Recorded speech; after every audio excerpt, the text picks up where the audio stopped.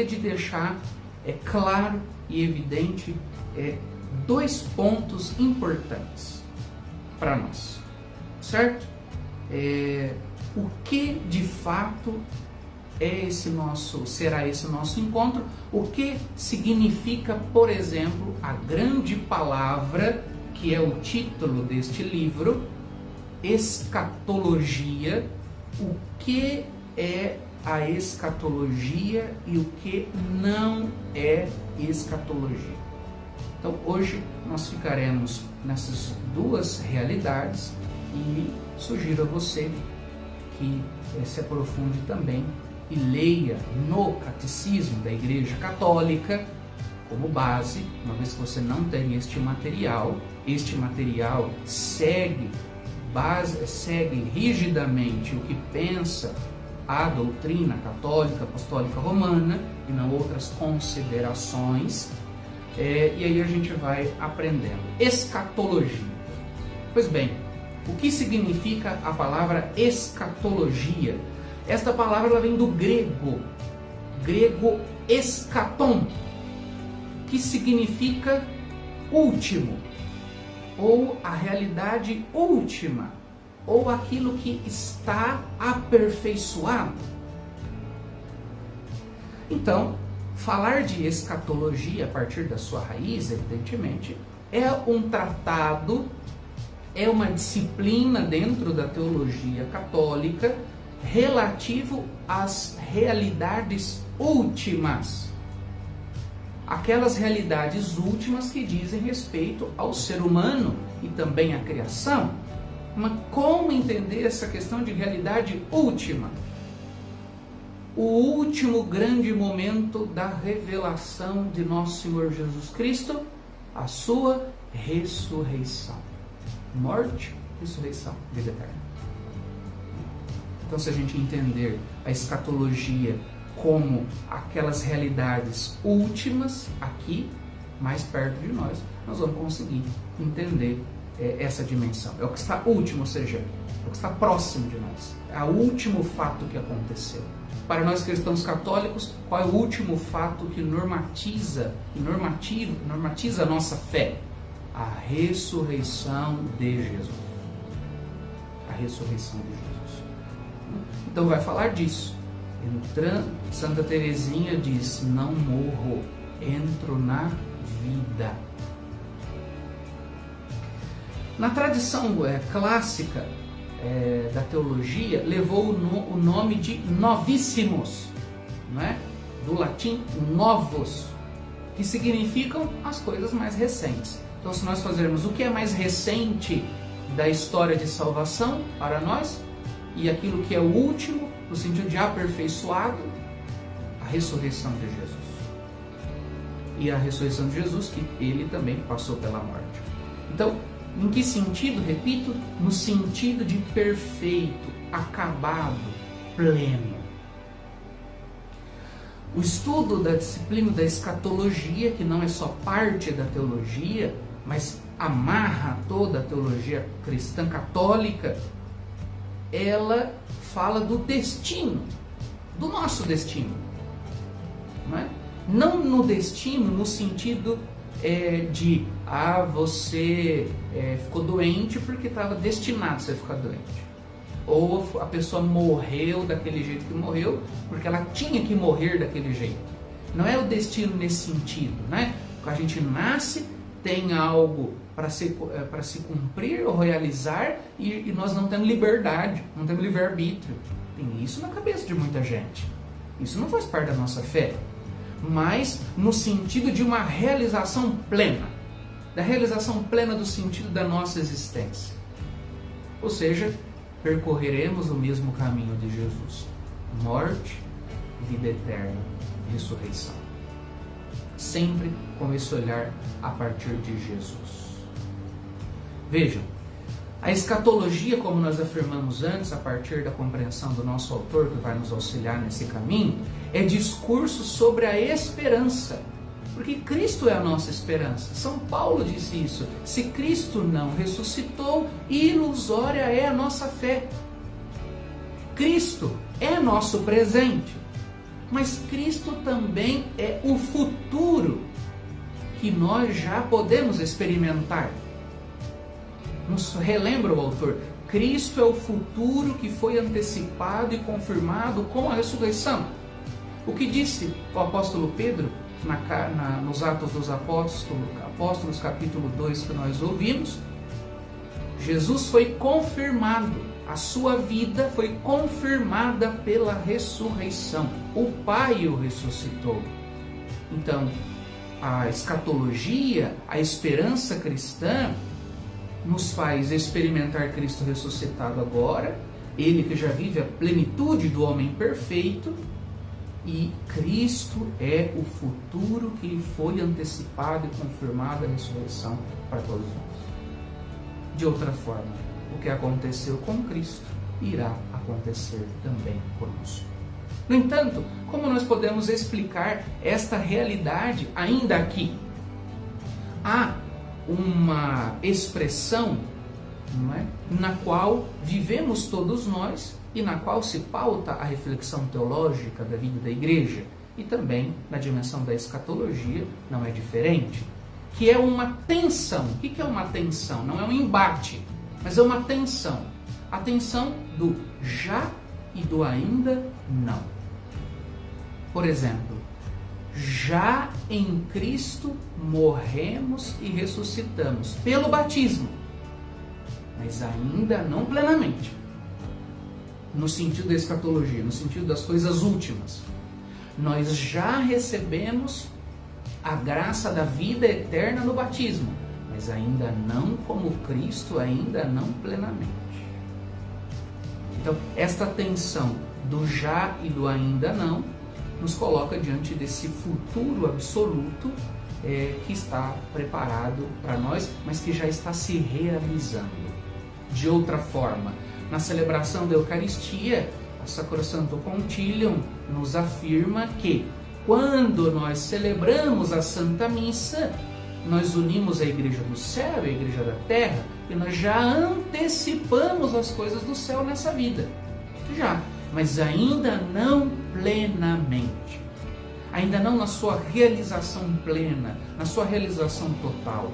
Então, nós vivemos nesta tensão, experimentamos o eterno neste tempo, mas não ainda a experiência plena da vida com Deus, ou a vida em plenitude. Por isso a esperança, é discurso de esperança, que marca sim, às vezes o nosso tempo que é marcado, melhor dizendo, desculpe, nosso tempo que é marcado por tantas dificuldades, nós precisamos recuperar esta presença já de Deus em nós, mas que nos prepara, ela já está sendo realizada e chegará o dia em que ela será consumada, será, vamos dizer assim, completada, se eu posso falar desse jeito, ela será plena.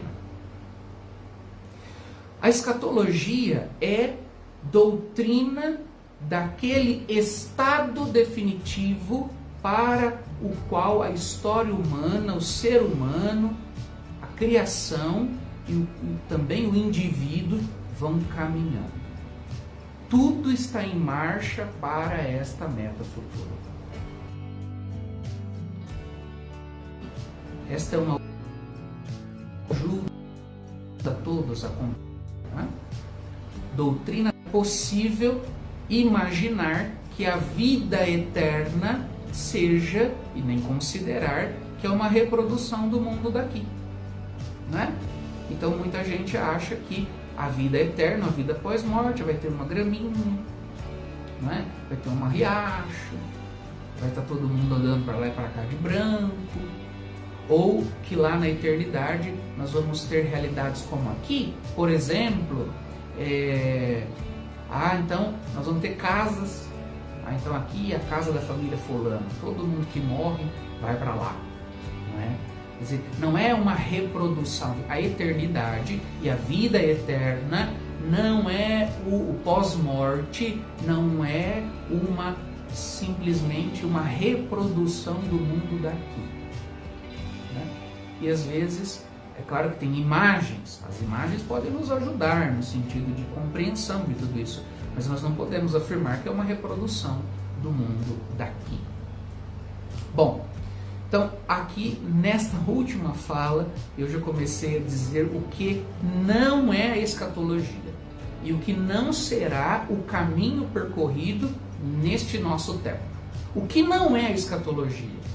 A escatologia não será uma descrição do mundo futuro. Ah, Padre Bruno, como é que será lá? Bom, como será, eu também não sei.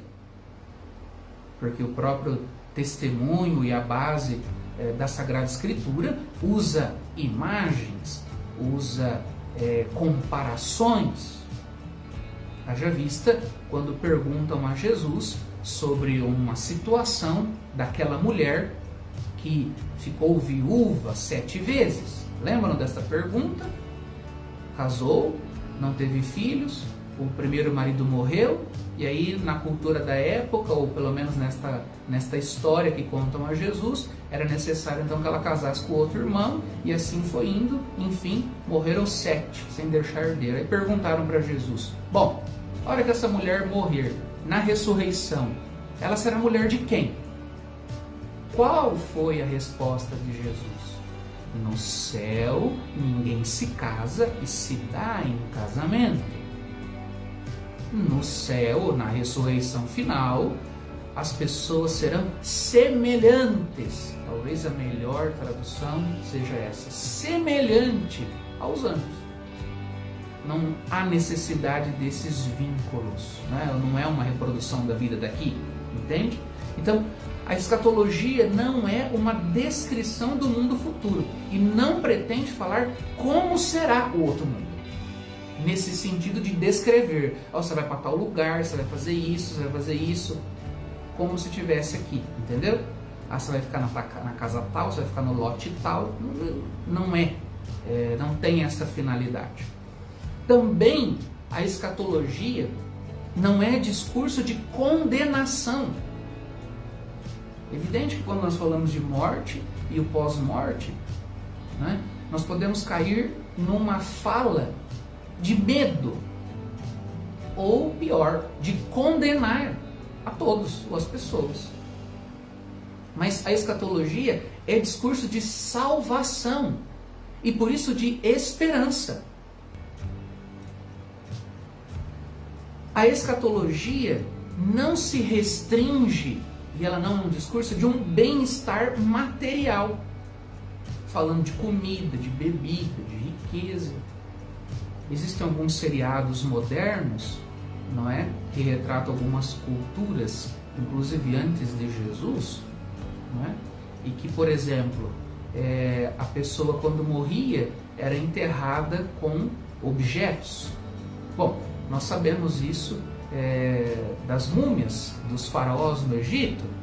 A compreensão era o quê? Que precisava de ter perfume, ouro, coisas preciosas, né, junto com o corpo na hora que era sepultado. Por quê? Porque fazendo isso, quando a pessoa morresse na outra vida, ela estaria amparada por todas aquelas comidas, por todas aquelas riquezas. Então, isso não faz parte da nossa compreensão, porque é um estado de vida. Lá ninguém precisa comer, ninguém precisa se alimentar nesse sentido, né? E não tem a ver com material, com bens materiais. Então não se restringe a essa ideia ou esta imagem. E para encerrar, a escatologia não é parte da teologia, mas ela amarra toda a teologia. Imagine que se fizermos uma espécie de comparação com a caminhada que o texto bíblico faz, né? Primeiro se fala de criação, Gênesis, e depois faz todo um caminho da história de salvação e chega no livro do Apocalipse, que fala do novo céu e da nova terra. Então, a nossa vida tem origem, tem o seu desenvolver e a sua missão, mas tem uma meta. E a sua meta é a meta desta realização e desta plenitude da nossa vida a partir de Jesus Cristo. É o estado definitivo diante de Deus. Hoje, foi mais para marcarmos um pouco esse nosso caminho. Em primeiro lugar, quero dizer mais uma vez que esse é o caminho que nós iremos seguir, certo? Eu, lá atrás, fiz um pequeno resumo desse daqui, então nós podemos, por exemplo, disponibilizar esse resumo por e-mail, né? Mas ainda calma, não deixe o seu e-mail aí, eu vou tentar me organizar para quem quiser, eu encaminho o resumo, a gente vai encontrar um formato para isso, e aí vocês têm esse resumo talvez em mãos que pode ajudar bastante, tá bom? Sempre importante ter a Sagrada Escritura perto e também o Catecismo da Igreja Católica, que irá também nos ajudar ao longo desta caminhada. Acho que é isso por hoje. Obrigado a todos e vamos encerrar esse nosso momento rezando a oração que Jesus nos ensinou. Pai nosso, que estais nos céus, santificado seja o vosso nome. Venha a nós o vosso reino. Seja feita a vossa vontade, assim na terra como no céu. O pão nosso de cada dia nos dai hoje. Perdoai-nos as nossas ofensas, assim como nós perdoamos a quem nos tem ofendido.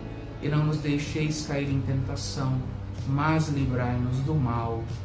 Amém. O Senhor esteja convosco, Ele está no meio de nós. Pela intercessão da Virgem Maria, de Santo Antônio, desça sobre todos vós a bênção de Deus Todo-Poderoso, Pai, Filho e Espírito Santo. Amém. Até a próxima quarta-feira, com a graça de Deus. Obrigado a todos, boa noite, um bom descanso.